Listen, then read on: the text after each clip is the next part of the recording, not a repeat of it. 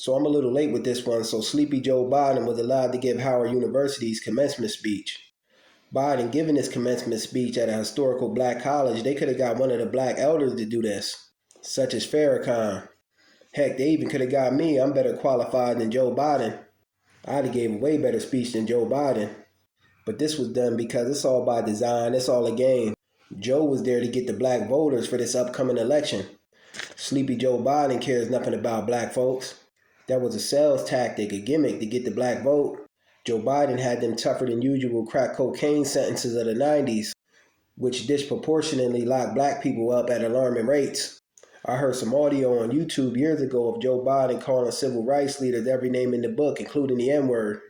But back to HBCUs, they were never fully black owned and controlled from top to bottom to begin with.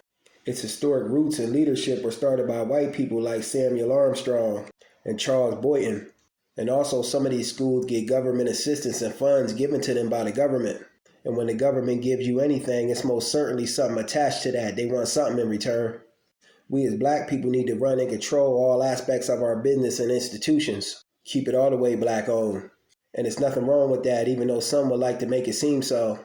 Nothing wrong with having systems and institutions that are by black for black.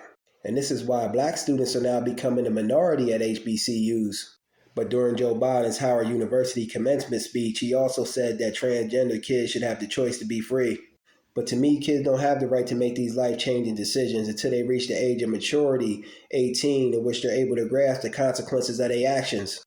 Stop trying to have our kids question their sexual identity and turn them away from the natural order of things. We don't want this wicked sexual agenda and pushing the colorful movement pushed onto our kids and taught to our young ones in these schools. I see it more and more now on the internet, these schools trying to teach kids about over-sexualized things and questioning their sexual identities. And we the people need to start giving pushback and resistance to this kind of stuff. And I mostly see this stuff, the ramping up of the colorful movement and these sexualized things being taught to the kids coming from the Democratic Party. And Joe Biden also said that every man's created equal, maybe in a perfect world, but in this world, we know they're not. Kamala Harris graduated from Howard University and was nowhere to be found. But she wouldn't have changed anything anyway because she's a part of the agenda. And Joe Biden had the nerve to say the biggest threat to the security and the safety of America is racism, white supremacy, when he's the biggest one around. I advise black people don't vote Democrat or Republican until laws and bills are put into play to help blacks and blacks alone, such as hate bills, reparations are given. Peace.